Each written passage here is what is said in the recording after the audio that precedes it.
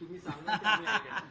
आपको क्या सुनना है मेरे से? मत देखिए, ते नेहमी अपेक्षित असतं. नेपाल भारत का एक सीमावर्ती ऐसा देश है जो बिहार से सटा है, जो वेस्ट बंगाल से उनसे बहुत सा एक भाग है, वो वेस्ट बंगाल से भी जुड़ा हुआ है, थोड़ा यूपी से भी जुड़ा हुआ है। ये आग जो है, जो नेपाल में लगी है देश के सीमा पर, और हिंदुस्तान में 75 लाख 75 लाख नेपाली भी रहते हैं।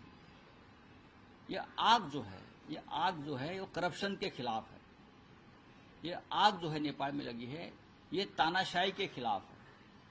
और ये आग सरकार, मंत्री और मंत्रियों के बेटे जो फॉरेन विदेश में जो है ना, उनके खिलाफ भी है। मंत्री उनको सड़क पर पकड़कर लोगों ने मारा है, घर जलाए हैं। भारत की स्थिति भी ठीक नहीं है। ये ऊपर ऊपर सब दिखा रहे हैं, लोग अंदर अंदर बहुत अस्वस्थ और असंतोषी है। तो सबको सावधान रहना चाहिए। मैं इतना ही कहूँगा, कभी क्या होगा। देखिए, बांग्लादेश में हो गया, नेपाल में हो गया, म्यांमार में हो गया, श्रीलंका में हो गया, पाकिस्तान में तो होता ही रहता है। हमारे जो विदेश, नेपाल कभी हमारा मित्र था। नेपाल भारत को हमारा बड़ा भाई मानता था, भूटान भारत को बड़ा भाई मानता था। लेकिन जब नेपाल और भूटान पर संकट आया तो ये बड़ा भाई उनके साथ खड़ा नहीं रहा। ये हमारी विदेश नीति का फेल्यूर है, समझा। इसके लिए मैं कहता हूँ, यहाँ का भी युवा जो है, आज आपको शांत दिख रहा है, वो बेरोजगार है, उसकी बहुत समस्या है। ये मोदी प्रधानमंत्री जी हमारे 80 करोड़ लोगों को मुफ्त में राशन देता है। उसका मतलब क्या है? ये लोग गरीब आज भी है, 10 किलो राशन पर जी रहे हैं। नेपाल की हालत भी ऐसे ही है, ऐसी थी।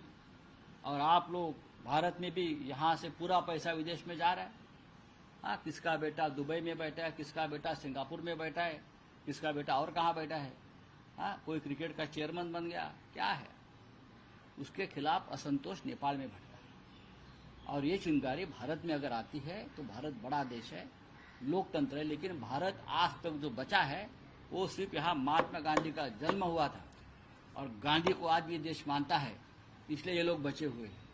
आप गांधी को कितने भी गाली दीजिए मोदी जी, लेकिन आप जो बचे हैं ना, आपकी सरकार, वो सिर्फ गांधी विचार की वजह से बची है। डोनाल्ड ट्रंप और प्रधानमंत्री का कन्वर्सेशन एक बार फिर देखिए, क्रॉस वोटिंग की बात कौन कर रहा है? ये एनडीए के कुछ लोग कर रहे हैं। हमारे जितने वोट थे वो आंकड़ा हमारे पास आया है।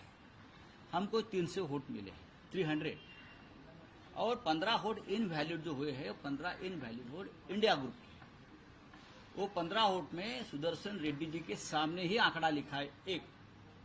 फिर भी कुछ कारणों से उस मतों को अवैध ठहराया गया। तो हमारा 315 का आंकड़ा तो होता है, तो कहाँ हमारे वोट टूट गए। बात ऐसी है भाई, बीजेडी ने आपको वोट नहीं दिया, हर बार आपके साथ पार्लियामेंट में खड़े रहती थी। आपको अकाली दल ने वोट नहीं दिया, आपको केसीआर की पार्टी ने वोट नहीं दिया। क्यों नहीं दिया आपको? ये तो आपके साथ हमेशा पार्लियामेंट में खड़े रहते थे हर बिल पर, हर चर्चा पर, हर मतदान पर। लेकिन इस बार ये लोग तटस्थ रहे, ये भी एक बड़ी बात है। तो डोनाल्ड ट्रंप और प्रधानमंत्री के कन्वर्सेशन सामने आया है।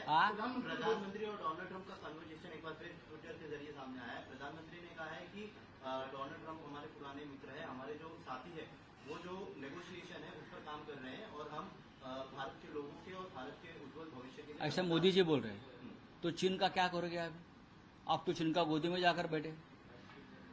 चीन या अमेरिका या ट्रंप, सबसे पहली बात है, आप ट्रंप के साथ कुछ भी डील करो, सबसे पहले आपको ये खुलासा एक्सप्लेनेशन देना पड़ेगा कि क्या भारत और पाकिस्तान का युद्ध ट्रंप ने बंद किया, ट्रंप ने रुकवाया, जो ट्रंप बार बार बोल रहा है, उस बारे में बोलो। बाद में हम डील का देखेंगे। चलिए।